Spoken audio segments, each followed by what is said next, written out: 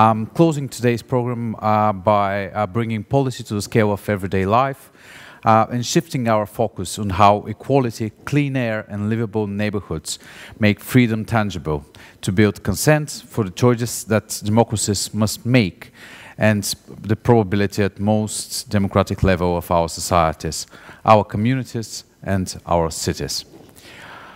Сега отново ще преминем на български.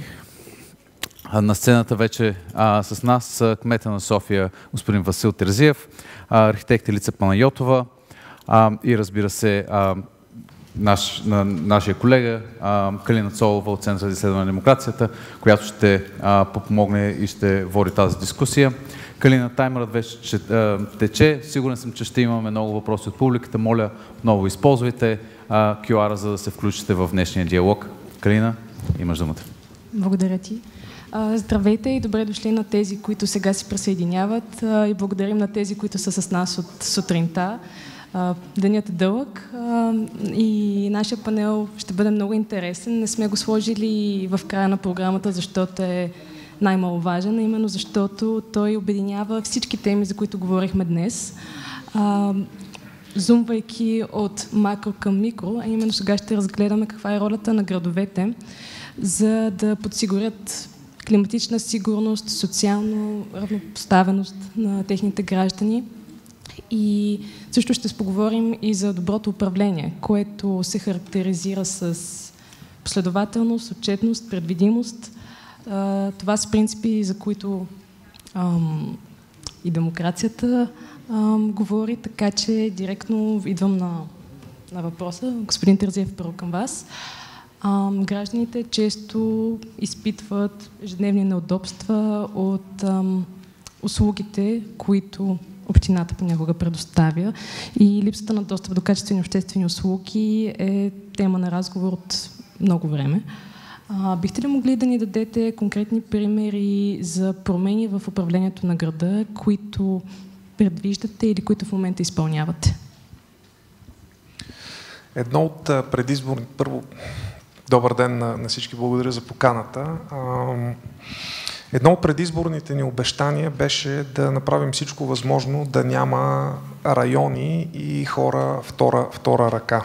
И това нещо се стремим да го прилагаме в политиките ежедневно, като много от тях са насочени, когато говорим за социално-икономическо неравенство, в най-ранната фаза. Т.е. на нас целият ни фокус, когато трябва да приоритизираме, започва от децата, защото там можем да променим траекторията и да имаме по-различни резултати след 10-15 години. Нещо, което излиза много извън мандата на една администрация, но за големите теми, които наистина създават голяма стойност за обществото, трябва да се мисли много извън мандатно и затова ние, то ще се види в отчета ни за втората година, изключително много залагаме на всички политики, които са свързани с децата. Затова за нас приоритет е образователната инфраструктура, да си изпълним обещанието да има грижа за всяко едно дете, максимално голям брой качествени нови детски градини, подобрения на текущите, също така превръщането на училището в центъра на квартала. Какво ще рече това не само като едно по-хубаво място за самите ученици, но и за самият квартал, което включва преосмислене на цялото дворно пространство, за да може от, както ние му казваме, море от асфалт да стане зелен оазис с спортни съоръжения модерни, с дострояване на големи спортни зали, които да отговарят на нуждите и на учениците, и на хората в квартала, и на клубовете, които нямат съоръжения, където децата от различни възрасти да спортуват различните видове спорт, дострояване на класни стаи, паралелно с тези проекти, което е свързано с преминаването от две смени на едносменен режим. Друга голяма тема, която ще отнеме много усилия от страна и на община, и на държава следващите 5-6-7 години. И това са нещата, които за нас са били фокус, заедно с другите, които са свързани с достъпност, за да може да не бъдат отрязани от града определени райони, както и с това какво правим, за да може в тези части от града също да има културен календар, пространства, където това да се случва, което значи инвестиции в културните институти, в читалища, в училища.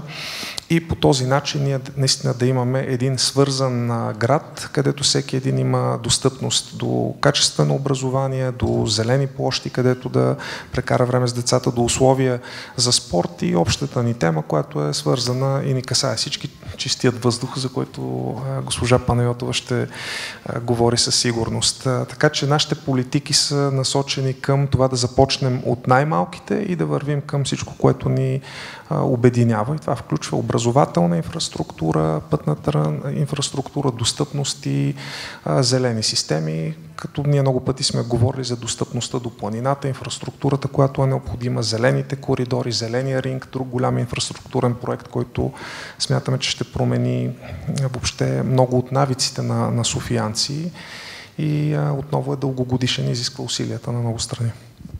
Много ви благодаря. Наистина взаимодействието ни с градската среда е много по-голямо, отколкото може би всъщност осъзнаваме, тъй като дори качеството на съня ни зависи от екосистемните услуги, от които града ни предлага.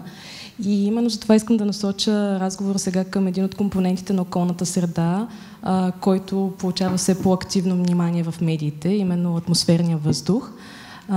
Архитект Елица Панайотова е представител на Фонда за чист въздух за България, който от близо 5 години оперира на територията на Столична община. Извършвате много интересни анализи и проучвания и ще ти бъде много интересно да разкажете на база на вашите проучвания какви ефекти оказва въздуха и качеството на въздуха върху здравето на уязвимите групи, на тези, които падат под, да кажем, социално-икономически натиск и в общия широк разговор на темата за енергийната бедност, как въздуха се вписва.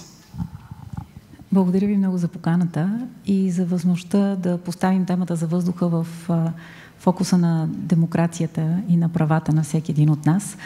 Всъщност, проблема с въздуха първо е здравословен и той засяга абсолютно всеки от нас, но всъщност има измерения, които са и демократични, свързани с свободата на избор, с социални проблеми и също с икономически.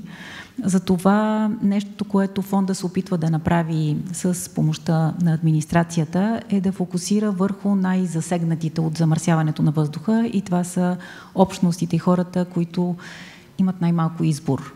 Живеят на натоварени артерии, защото един от големите източници на замърсяване е автомобилния или трафик и транспорта, или се отопляват с дърва и въглеща и други замърсяващи средства за отопление и те са първите, които страдат от точно този въздух, който дишат в домовете си, преди той да излезе през комините и да се разпространи, така че да го дишаме всички. Така че този аспект социалния е много важен и през дейността на фонда ние се опитваме да фокусираме усилията на администрацията, но тук не става въпрос само за градска, а и за национална администрация, за да може тези общности, които са с най-малко избор, енергийно бедни, най-пряко засегнати, да имат достъп до съответните средства, програми, инфраструктура, която да им позволи да преминат към по-чисти алтернативи на отопление или към по-чисти начини на придвижване. Има и икономически аспект, естествено, замърсяването на въздуха. Един от първите анализи, които Фонда за чист въздух направи в България, е за това как се отразява замърсяването на въздуха върху мобилността на работната ръка и на най-високо платените специалисти, за които всеки един бизнес се бори и се вижда, че извън големите разходи или по-високите разходи за здравеопазване има и още един аспект и той е свързан с отсъствието на хората от работа, тъй като това увеличава дните, в които те са болни и не присъстват на работното място. Така че има го този аспект и е важно той да бъде взет под внимание и да бъде разгледан проблема комплексно, за да може след това да са най-адекватни намесите и да са приоритизирани отново от тези, които са най-засегнати към всички нас като крайен ефект. Точно в едно, даже може би най-скорошното ви проучване, резултатите показаха, че хора в райони, в които са им сменени отоплителните устройства, отчитат много голяма удовлетвореност от целият процес и целият процес, който са изпитали и от страна на администрацията. И всъщност хубаво, че сега ще заговорим малко повече и за ролята на гражданите и за тяхното приобщаване, което е основен белег на демократичното управление. Тук ще отворя една скоба, тъй като ние от CSD работим с Столична община за актуализацията на план за действие за устойчива енергия и климат. И през септември проведохме едно вътрешно проучване с колегите от общината до всички техни подразделения относно изпълнението на зелени мерки, и обратната връзка, която получихме, беше много изненадваща, че всъщност над 80% от допитаните от администрацията отчитат като основна бариера пред изпълнението на мерките ангажираността и осведомеността на гражданите. Тоест, това е много, много добър признак, че се е идентифицирало колко е важно да работим с гражданското общество и че то е готово да съдейства. И в тази връзка искам да поговорим сега, господин Терзиев, относно баланса между дългосрочните ползи, които политиките и интервенциите в градската среда имат, с краткосрочните неудобства, които те предизвикват в конкретни квартали или за конкретни общности. И какви стъпки предприема вашата администрация, за да приобщи гражданското общество, за да станат съмишленици, съдеятели, вместо да стоят като странични наблюдатели? Аз ще започна с това, че няма полезна дългосрочна политика, която да бъде много лесно приета, тъй като тя или променя навици, или бърка в джоба. И за това е много важно, когато се прави нещо, то да бъде добре обмислено. Дали е нискоемисионна зона, дали е фокус върху разделното изхвърляне на отпадъци, дали е промени в паркиране. Винаги това са много непопулярни теми, но знаем, че дългосрочно те имат позитивен ефект. Едно от най-важните неща е първо да имаш ясни цели и измерители, не само да работиш с заклинания, а да се постараеш да си отговориш на въпроса как точно ще създам нещо полезно за обществото, защото това прави разговора по-лесен. По-лесен от гледна точка на това, че той никога не е лесен, но все пак не е само сблъсък на мнения, а можеш по някакъв логически път да покажеш на гражданите, че в крайна сметка ще проистече нещо добро за тях. И според мен основните неща са първо да не отстъпваш при най-малкият натиск. Също така обаче да не упорстваш, когато има добри аргументи нещо да се промени. Тоест трябва да бъде базирано не на мнения и емоции, а на аргументи и то фокусирани около едната цел. Не е администрацията, не е гражданите, е нещо, което ние трябва да произведем за всички, като измерим положителен резултат. Сега, за да работи този процес, има едно друго голямо предизвикателство и това е доверието в самата институция. Нещо, което се руши бързо и се изгражда изключително бавно. Как се възстановява? Когато първо си максимално открит и честен в комуникацията, т.е. не изпадаш в клопката на популизма и защитаваш дългосрочните политики, които надживяват дадена администрация, просто защото от тях има смисъл. Второто нещо е максимално много от информацията да е отворена и да е разбираема. И това е причината ние да работим върху събирането на данните, оформянето им в платформа за данни, която е достъпна за граждани, за бизнес, правенето на всичко, което искаме да изкараме да е разбираемо. Защото тогава вече започва процеса, където гражданите разбират къде могат точно да въздействат. Те могат да имат мнение и правилни коментари, но когато те дойдат прекалено късно, те няма как да влезнат нито в градоустройствените идеи, нито в конкретна политика. И там вече идва другата точка, как ние ги образоваме за това какъв е правилният момент те да се включат. Но първата и най-важна точка е да се отварят все повече от данните, те да са разбираеми, за да може повечето хора дори в неправилния момент все пак да задават въпроси, да се интересуват и виждайки, че има смисъл от техните интервенции, вече да се започне този кръг, където има обратна връзка, то следва до нещо положително. Дали е оправена дупка, засадено дърво или променена наредба, но когато има връзка между гражданите, какво ни казват и ние какво правим като политики. И това вече е една позитивна спирала, където и двете страни се ентусиазират да работи по-добре. Не сме там. Като цяло доверието във всички институции е ниско и това е едно от най-големите предизвикателства за нас. Не интелектуалните проблеми, как да измислим една политика или да я финансираме, а как по-скоро да се съберем обратно като общество, което разбира, че има дългосрочни цели, които може да изпълни само когато върви заедно, независимо от всички други различия, които ние имаме, политически, социално-икономически и т.п. И това е голямото предизвикателство пред всички нас, как да отместим достатъчно напред в времето целите, които си поставяме, за да можем да бъдем обединени в тяхното изпълнение. После вече институциите си свършат работата и всяка една да възстанови този диалог, който има с гражданите, което с дела и понякога непопулярни политики се постига във времето. Да, ролята на посланията и как те се комуникират на политиките е изключително важна и тук искам да се обърна към архитект Панайотова не само в ролята ви на представител на Clean Air Fund, но и на архитект и урбанист. Според вас, какви послания могат да превърнат темата за подобрената градска среда и за правото на качествена атмосферна въздух и достъп до зелени екосистеми? Как трябва да бъдат те формулирани? Кой е най-добрият начин, така че да достигнем до по-широката аудитория и включително, разбира се, и до най-уязвимите групи? Ако имах отговор на този въпрос, щях да съм най-популярният човек. Аз мога не да само добавя. тук. Но сега три неща искам да кажа, които и господин Терзиев каза, които са много, много ключови. Едното е да има данни, второто е да има много добра осведоменост и комуникация на разбираем език. Често езика, на който комуникира администрацията, не е разбираем за гражданите и се изискват специални познания от тяхна страна, за да могат да разберат какво им казва администрацията, което е голям проблем.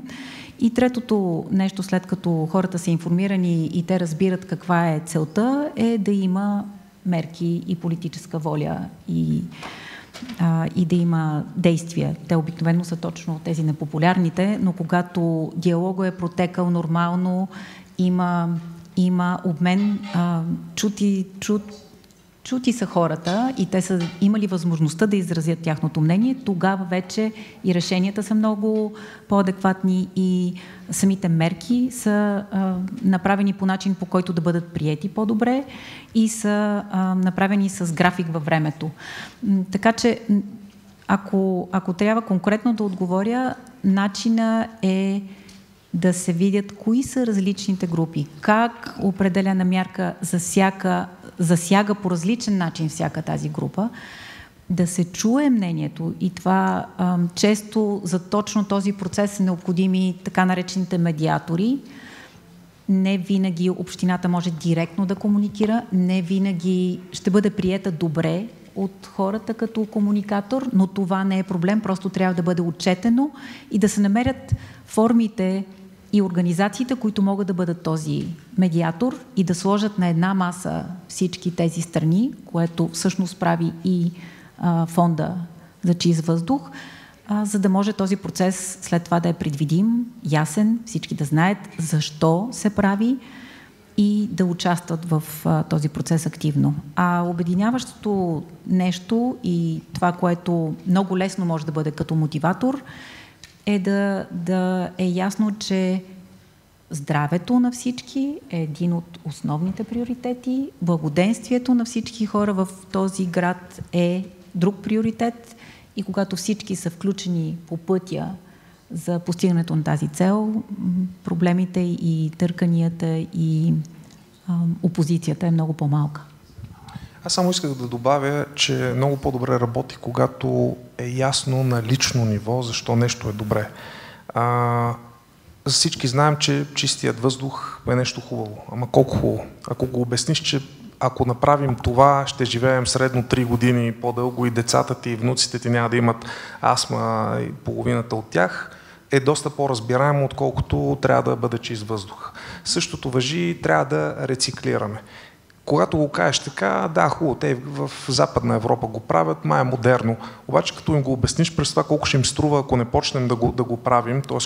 сметката ти за битови отпадъци, колко ще стане, ако не го направиш, е доста по-разбираемо. И това, което ние откриваме, е, че трябва да се търси винаги този най-директен път към портфейла, здравето, времето на хората и да им се обяснява по прост начин какво си спестяват или какво печелят от дадена политика.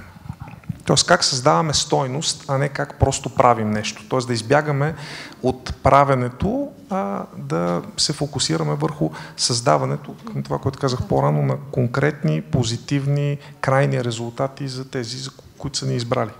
Едно от нещата, които хората, които са с подменени уреди и не ползват вече дърва и въглища, които отчитат като предимство, въобще не е емисиите, въобще не е тяхното здраве, а е това, че не трябва да стават сутрин рано, да излизат в студа, за да вземат съответните дърва и въглища и да ги вкарат в съответния котел или уред. Така че ето това може да е едно послание. Няма нужда да споменаваме въздуха, но да споменаваме нещо, което наистина хората спечелват като резултат от тази промяна. Спестяване на време, спестяване на средства. Неудобство, студ. Точно. Тъй като виждам, че напредваме с времето, да попитам, имаме ли въпроси от публиката? Имаме наистина. Те са няколко и касаят неща, които вече засегаме в дискусията. Но първо, може би, за темата за развитието на градските пространства.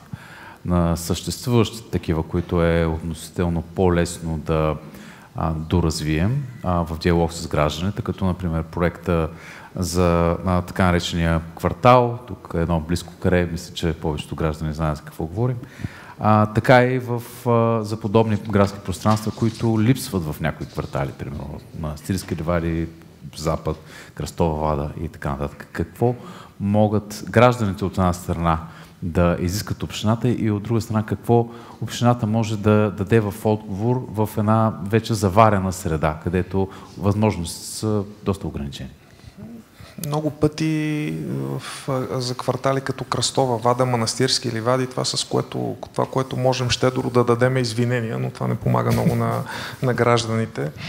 Затова нас основната ни цел е там, където вече безвъзвратно са изпуснати някои неща, просто да санираме положение, да не става по-зле, където можем като интервенция да направим нещо, последното зелено пространство да не позволим да бъде застроено и то където няма улици да ги направим, но по-важното е там, където все още нещата могат да поемат различен път, да се поеме малко по-различен урбанистичен подход и планиране. И това е една от причините аз като част от структурната реформа на общината да заложи точно разделянето на тези две функции, които в момента са концентрирани при главният архитект и да си имаш административна роля, която си се фокусира върху законосъобразността, бързото минаване на всичките преписки, издаване на разрешителни за строеж и една по-визионерска роля, която е заместник кмета по градоустройство, която би имала отговорност към дългосрочното планиране,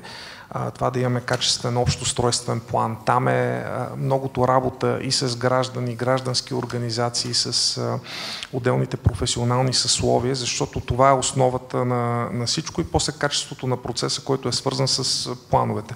Едно от големите неща, които ни липсват е въобще връзката на градоустройствените идеи с финансовото измерение.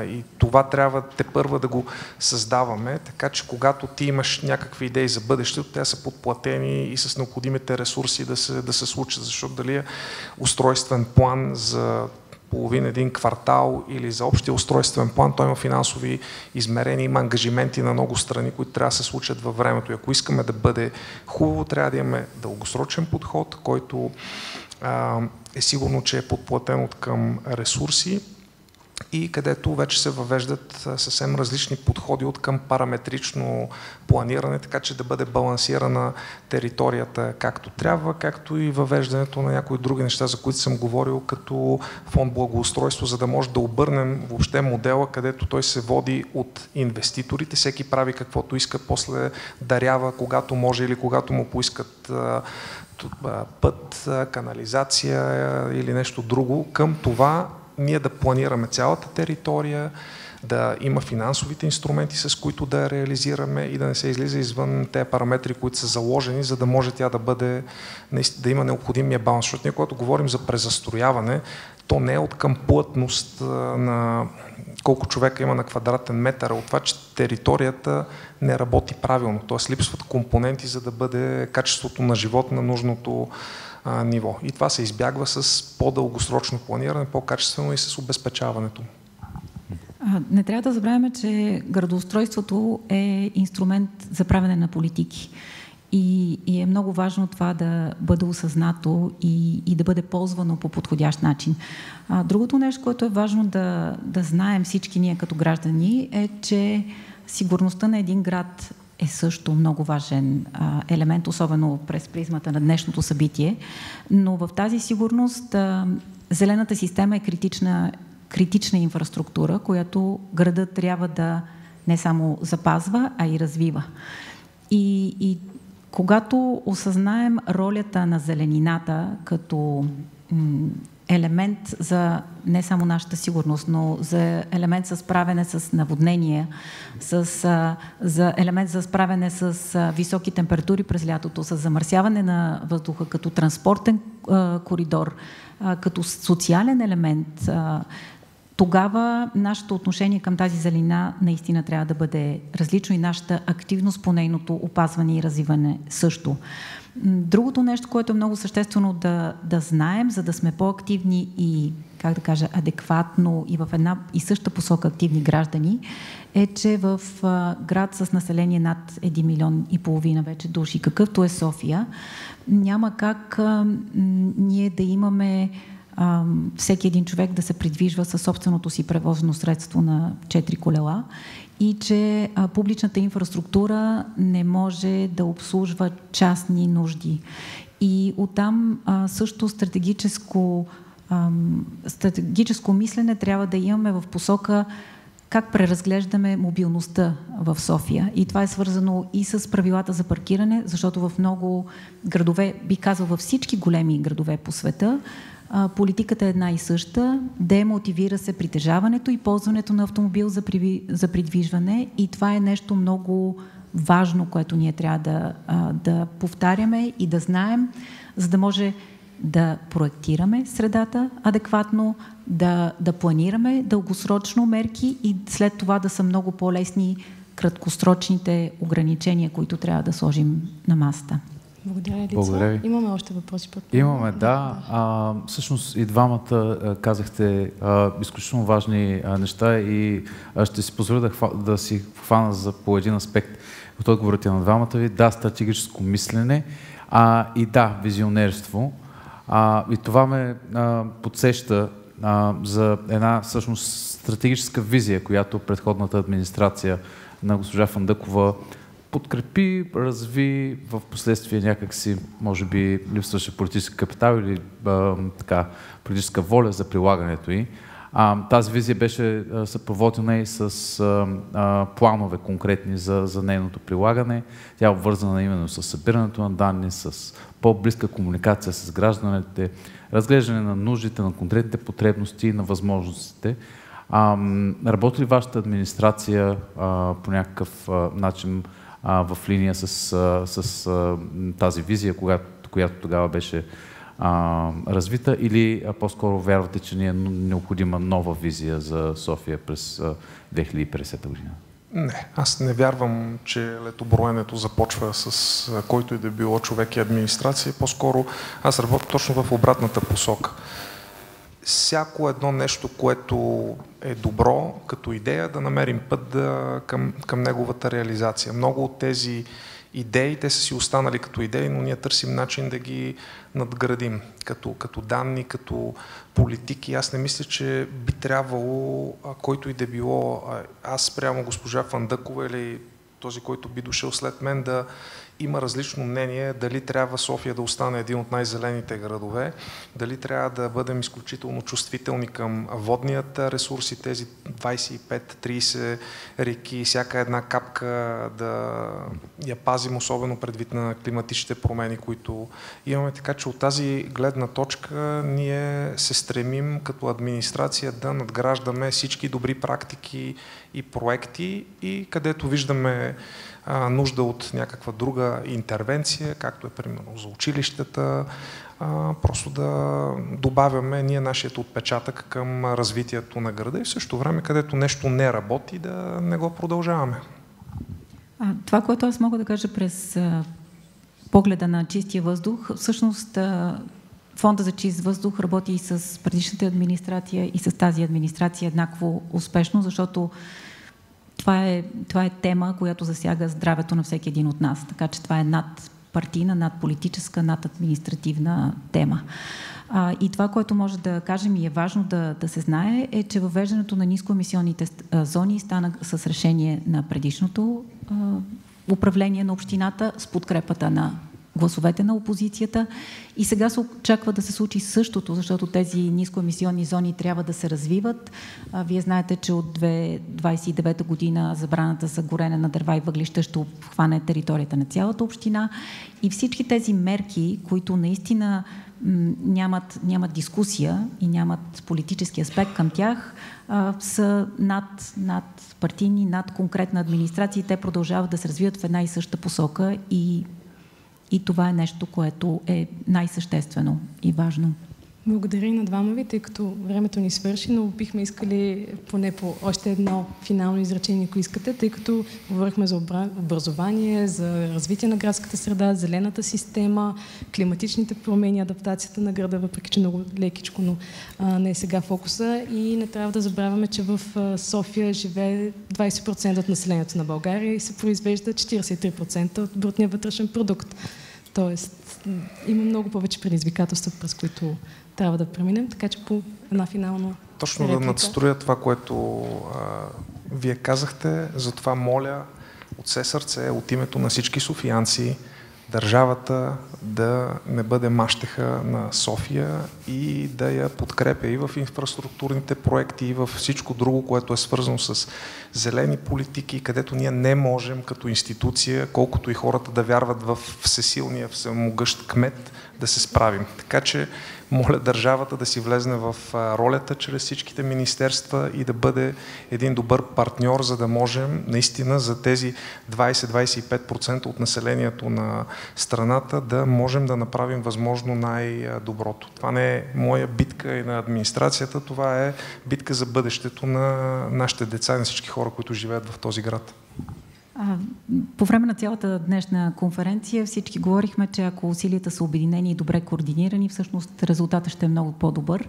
Така че абсолютно със същото послание бих завършила, защото много от нещата, които градовете правят, са в правомощията и в силите им, но всъщност се дефинират от националната администрация и министерства. Така че ако няма тази добра координация и няма обратната връзка от общините, какъв е конкретният проблем, който трябва да се реши и промени на национално ниво, няма как да постигнем този резултат и трябва да е много важно това осъзнаване, че всички участват в процеса и много добре да са координирани тези действия и да са отново надполитически в интересите на всички нас като граждани. В крайна сметка и хората от държавата и от правителството живеят пак в София.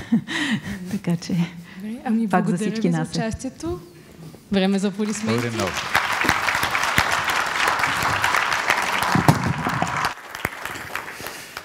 And I will take the liberty of taking us back from the micro to the macro and actually doing a very quick recap of today. We moved from diagnosis to a practical agenda, defending institutions from state capture, shaping a European democracy shield, and investing in the silicon and energy shields that underpin our economies. None of this happens without people. So on behalf of the Center for Strategic Democracy, I would like to express a wholehearted thank you to all our speakers and panelists for their insights and for keeping us focused. To our interpreters who managed to keep up with us, even when it was very hard.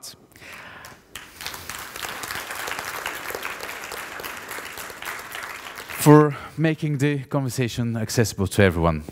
To the technical and production teams right there at the back, and for my team at the reception desk, also thank you for the flawless run. A special thank you to the entire CSD team, to our researchers, our research leads, to everyone who was involved and who made today possible. The dialogue continues just outside for a glass of wine. For those of you traveling, safe travels, and we look forward to keep fortifying freedom together. Thank you and good night.